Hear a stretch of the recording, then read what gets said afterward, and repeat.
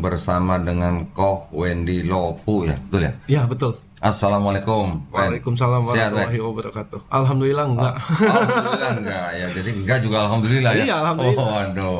Nah, Koh Wendy ini kan sosok mualaf yang sudah istilahnya sudah berseliweran di mana-mana gitu ya. Oh, enggak lah. Cuman belum pernah main ke channel Dolitan baru kali ini. Nah, kali ini kita mau ngobrol santai.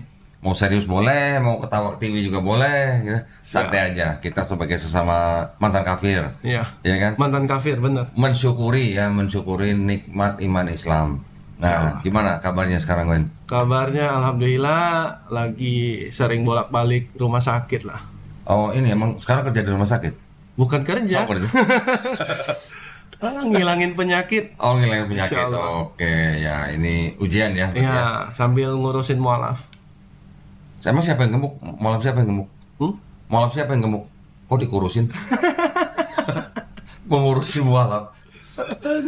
Banyak ya sekarang ya mualaf yang dibina ya. 4.000-an sampai 5.000? Widih, seluruh Indonesia tuh. Iya, se-Indonesia. Masya Allah. Bukan di Jakarta doang tapi Ya, ya. hampir seluruh kota besar ya. Iya. Di mana aja? Medan ada, Medan ada, Pekanbaru ada, Pekanbaru ada orang, Padang, Padang, terus Jambi. Jambi nggak ada.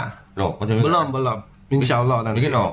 Terus Palembang Palembang ada orang, Bengkulu, Bengkulu ada orang, Lubuk Linggau Lubuk Linggau belum. belum.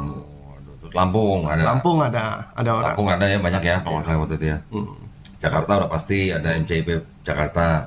Mana lagi? Bandung, Semarang, Jogja, Kalimantan Barat, Kalimantan Barat, ya, di Pontianak sama Singkawang kita ada. Pontianak, Singkawang, Sulawesi. Sulawesi kita serahkan ke Mualaf Center Sulteng, Jeffrey. Oh, ada Mualaf Iya. Center Sulteng. Iya, itu beda sendiri dia. Beda yayasan. Oke. Terus kalau di Jawa Tengah, Magelang, Magelang, Blora, terus apa lagi ya?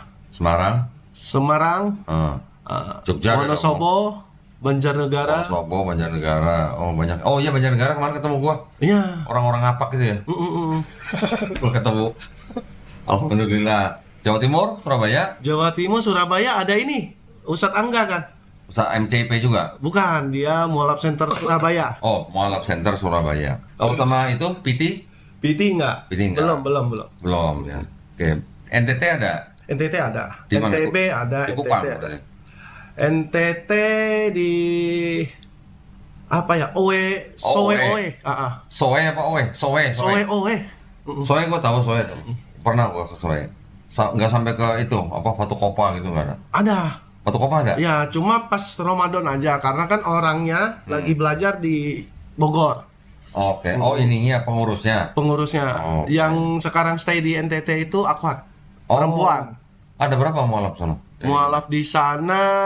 Jadi gini, mualaf di sana itu selalu kita bawa ke Jabodetabek untuk Bawa sini. ya, jadi Dibina di sini? ya masih SMA, SMP Oh, terus? yang mualaf. Kita bawa lagi ke Jakarta. Berapa lama? Yang SMP kan masuk ke SMA nih. Oh, sekolah berarti. Ya, kita bawa Oke. sekolah dulu. Terus? Tentunya pondok pesantren. Nanti S1 yang mau lanjut S1 kita tetap kasih sampai S1, Itu S1, dibiayain S2 sama MCP. kerjasama dengan pondok. Salah Oh. satunya STIQ. Oke. Ya. Oke. Terus setelah lulus pulangin. Setelah lulus, kalau mereka mau lanjut S2, kita persilakan. Wih. Ya, kita urusin lagi sampai lulus. Nanti baru kembali ke Ya, tempat asal. masing-masing. Ya, Oh, buat oke. berdakwah. Karena di sana ada salah satu ustadz kami, Ustadz Judi namanya. Itu tiap Ramadan itu untuk taraweh itu bisa 7 sampai 8 masjid Semalam? sendirian. Iya, semalam. Semalam. Iya. Di sana tuh ya. Iya. Papua juga ada. Papua belum. Aduh, Papua kan banyak mualaf. Kan ada Fatlan Gamarata. Pusat Patlan. Ya, Pusat ya kan Patlan. Pusat Patlan mungkin satu tempat area kan. Iya. Kon Papua. Memang gede. lagi rencana Manokwari ya. Manokwari. Ya, lagi rencana masih kita tes lah.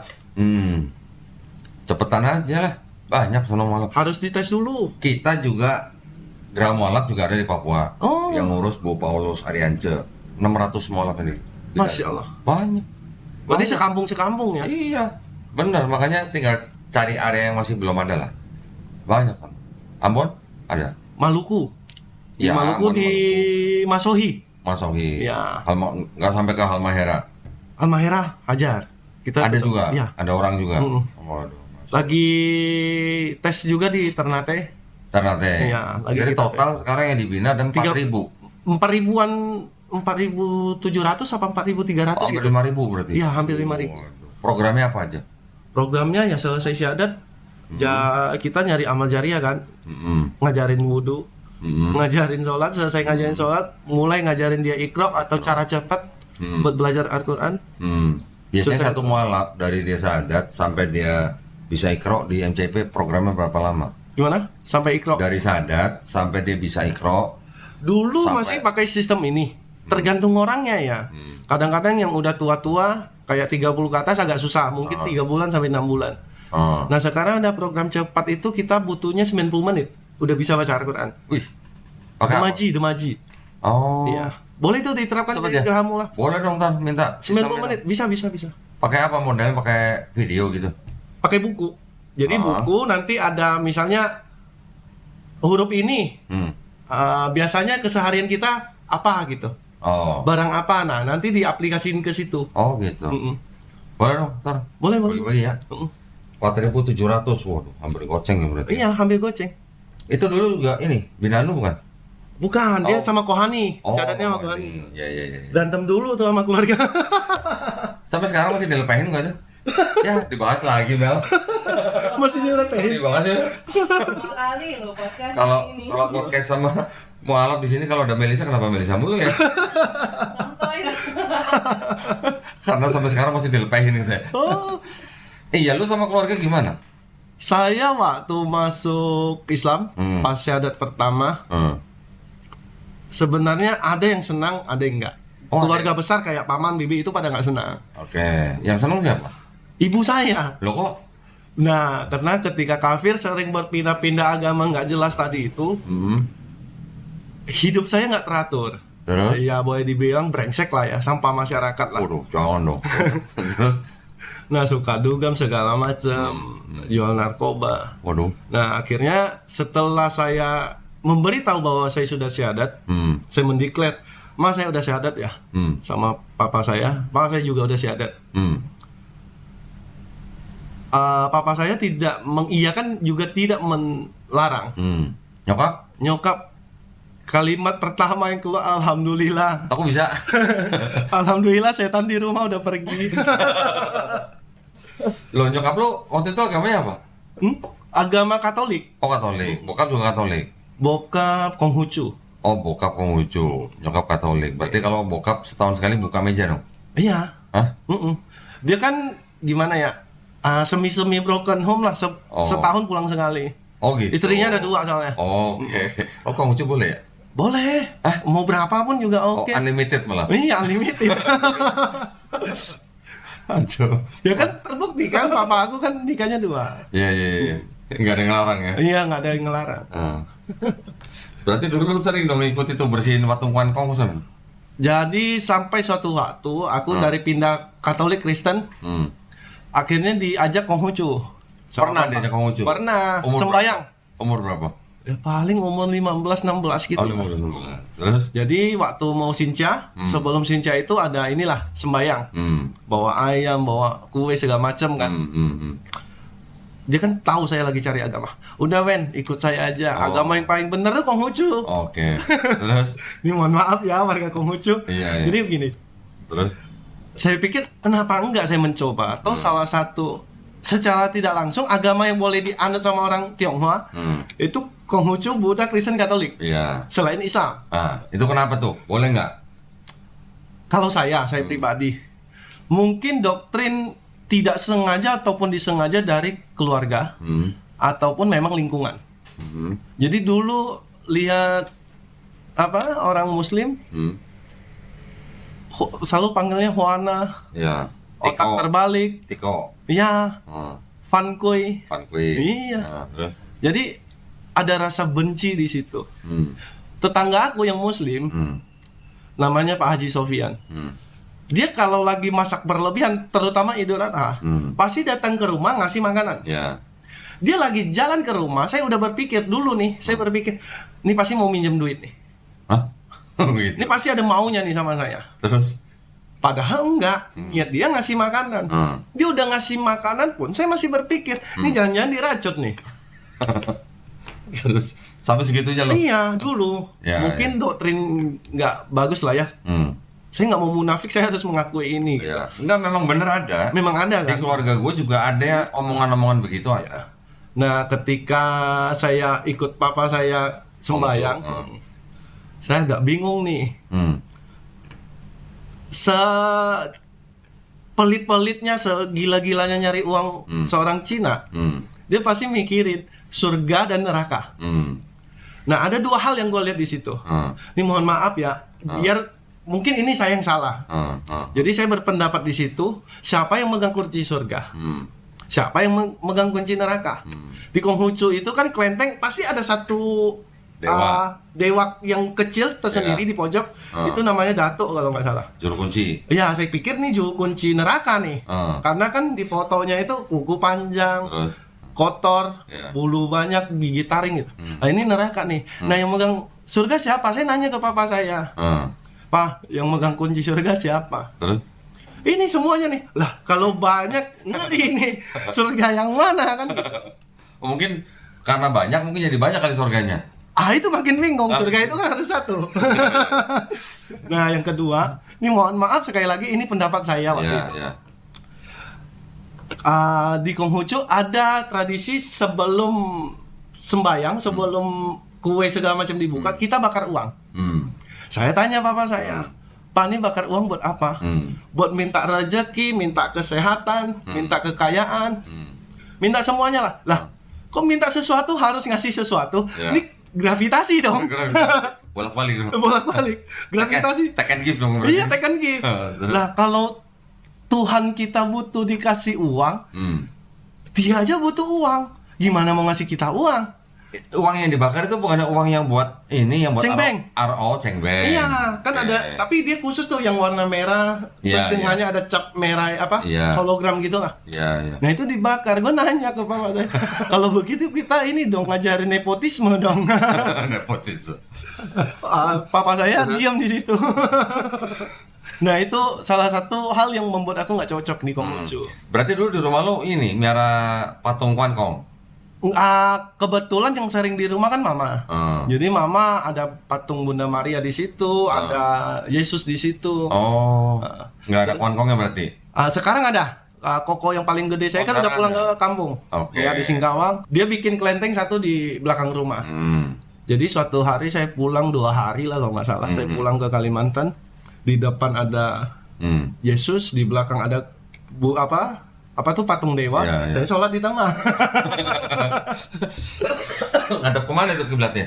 Kiblatnya untuk gak ke kelenteng. Oh, untuk ke Agak lurus. kelenteng, untuk Iya. nggak ke patung. Iya. Bisa begitu ya? Iya. Balik lagi tadi ke soal stigma yang negatif ya dari keluarga-keluarga yang keturunan Tionghoa terhadap yang disebut dengan pribumi dan sekaligus Muslim. Ini kalau menurut gua nih, Belanda dulu ketika menjajah Indonesia itu kan menggunakan sistem divide et impera. Jadi kelompok-kelompok itu memang sengaja sama Belanda tuh dipisah-pisah, Ya. dikelompok-kelompokkan. Supaya apa? Supaya mudah diadu domba. Nanti Belanda ngomong sama orang Cina, si pribumi begini. Nanti Belanda ngomong sama pribumi, si Cina begini gitu. Itu memang strategi yang dipakai Belanda untuk menimbulkan ketidakakuran di dalam kelompok yang ada di dalam bangsa Indonesia.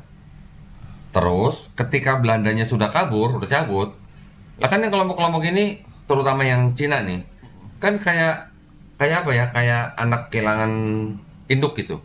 Kehilangan semang gitu. Iya, iya. Induk semang. Nah, si yang kelompok Cina biasanya kalau nggak Konghucu, Buddha, Katolik, Protestan, tapi nggak ke Islam. Kenapa? Karena sudah kadung ada semacam kayak fitnahan-fitnahan Stigma jelek. yang dihembuskan sama Belanda gitu.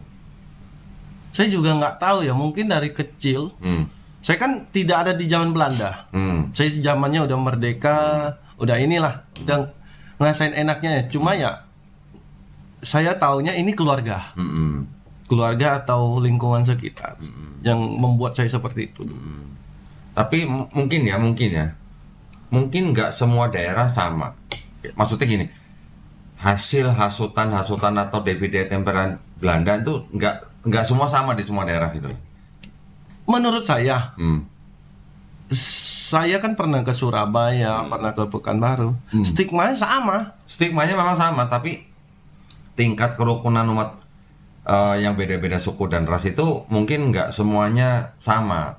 Gua di Jawa Tengah, di Cilacap. Waktu gua dari kecil sampai gede gua di sono, gua nggak ngerasain orang-orang Cina dan pribumi itu saling benci, nggak begitu kelihatan gitu. Tapi tetap aja Di dari hati.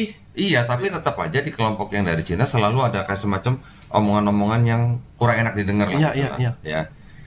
Nanti ada bilang gini, oh Islam agamanya yang ngemis-ngemis di lampu merah gitu. Nanti Islam agamanya orang di penjara gitu. Ya memang kalau namanya Indonesia, negara yang penduduk muslimnya paling banyak, apalagi terbesar di dunia, ya pasti pengemisnya paling banyak juga muslim. Harus main ke Singkawang. Nah, juga orang yang banyak di penjara ya pasti kebanyakan orang muslim. Di Singkawang berbeda. Kebalik. Di Singkawang lapas itu hampir 70% itu Tionghoa. Cina. Iya, Cina. Apa pada main judi? Judi, narkoba. Oh gitu ya. Iya, bunuh orang. Tapi maksud gue gini, orang-orang yang punya pikiran negatif itu kan mereka mungkin nggak pernah mikir gembong-gembong narkoba yang di Meksiko tuh agamanya apa, ya kan? Yang mulai perang dunia Yang mulai siapa? perang dunia pertama kedua siapa? Muslim kali. Terus yang nyopet-nyopet di Brasil Siapa? siapa? Yang ngemis-ngemis di lampu merah di Manila siapa? Kan mungkin nggak sampai ke situ lah ya pikirannya. Nah, ini agak unik nih. Ah, Jadi teman saya ada yang tinggal di Amerika. Kafir dia. Dia agama seharusnya Katolik. Jadi kami lagi video call berdua. Dia tunjukin, nih men, ini umat Muslim di Amerika digunakan untuk mengemis. Agamanya dipakai buat mengemis. Tapi sebenarnya ini orang bukan orang Muslim. oh difitnah. Iya, memfitnah. Jadi dia menggunakan seragam, pakaian atribut orang Muslim. Jadi saya iseng, lu coba samperin tanya Al-Fatihah. Terus Nggak bisa. nggak bisa baca. Nggak Oh bisa. ada begitu. Banyak di Amerika. Malah memfitnah Islam bahwa ini meminta-minta. Karena umat Muslim itu lebih suka memberi. Ya. Oh ada ya begitu ya. Banyak. Mungkin Dalam di YouTube lampu merah ada gitu. Iya, dia tahu karena di YouTube itu katanya rame. Banyak sekali yang menggunakan Muslim ini untuk difitnah. Ya, Seperti ya. itu. Orang-orang di Amerika sih emang ya kalau kita banyak lihat di YouTube tuh banyak mereka bikin kayak sosial eksperimen ya. Ya, Itu kan. Nanti ada orang-orang di jalan disuruh baca kitab, terus seolah-olah dikasih cover Quran. Jadi seolah-olah mereka pikir itu ada di dalam Quran. Ketika covernya dibuka ternyata Bible gitu. Ada yang gitu kan? Iya, iya. Nanti ada lagi yang perempuan jalan di tempat yang rame, nggak pakai hijab gimana, yang pakai hijab gimana gitu ya. Gitu ya ternyata ya. Ada yang memfitnah sampai pakai atribut Islam mengemis di jalan. karena mungkin Muslim lebih baik hati untuk memberikan sedekah. Siapa tahu. Ya. Ya, karena di Amerika itu yang terjadi. Gitu ya. Oke, terus balik lagi ke tadi yang mualaf-mualaf yang dibina. Dari 4.700 itu tingkat iman mereka gimana? Relatif ya, kadang tergantung wilayah, tergantung juga mualafnya sendiri. Ada yang masuk Islam buat menikah. Oh nggak salah, Ya, masuk Islam karena malah kita nggak salah. buat kami mungkin sekarang dia bukan mualaf, buat kami mualaf terbaik. Ya, Mungkin anaknya, siapa tahu dari anak mualaf ini jadi kiai, jadi ustadz, kita nggak ada yang tahu. Nah, jadi kita tetap bina. Nah, ada juga yang memang boleh dibilang hidup berkecukupan. Setelah masuk Islam, dia fokus tiap minggu atau seminggu 2 kali, seminggu 3 kali dia datang ke masjid-masjid kami. Kerjasama lah, bukan masjid kami, masjid yang kerjasama dengan Mualaf Center Indonesia Peduli. Mereka ngaji di situ, terus, nanya di situ segala macam. oke. Jadi benar-benar belajar. Ada yang seperti itu di Jakarta lebih banyak sih. Oh jadi MCIP itu di setiap kotanya tuh selalu bekerja sama dengan masjid-masjid ya? Iya, Oh, pasti. Oke, ya. Kita butuh kaum ansor kan. Bagus, itu bagus. Jadi istilahnya apa ya? Kayak perpanjangan tangan gitu lah ya. Ya, Oh, terus ngaji juga di situ. ya. Kayak di Jakarta kan Al-Bukhari. Ya. Ya, Tanah Abang. Kemarin gua ke sono lu nggak ke sono. Gue sakit. Oh iya sakit. Habis jatuh. Malah gua yang nggak nengokin ya. Alhamdulillah ya berarti ya. Alhamdulillah. Jadi